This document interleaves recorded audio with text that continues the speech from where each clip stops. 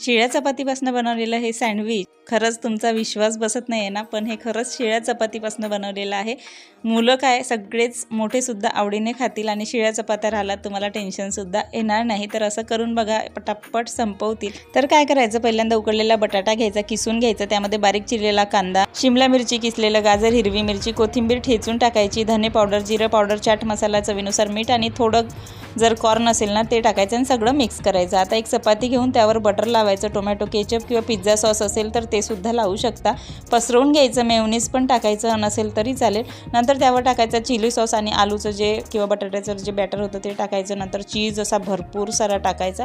नंतर तवा गरम करून त्यावर दुसरी पोळी भाजून घ्यायची, नंतर जी सजवलेली पोळी होती ती ठेवायची, त्यावर दुसरी चपाती सॉस लावून ठेवायची, 1-2 मिनिटासाठी परतून घ्यायचं आणि छान असा पिझ्झा किंवा सँडविच तयार आहे। बारीक शेव लावून छान असे सर्व करायचे आणि खायचे। व्हिडिओ आवडला तर लाईक शेअर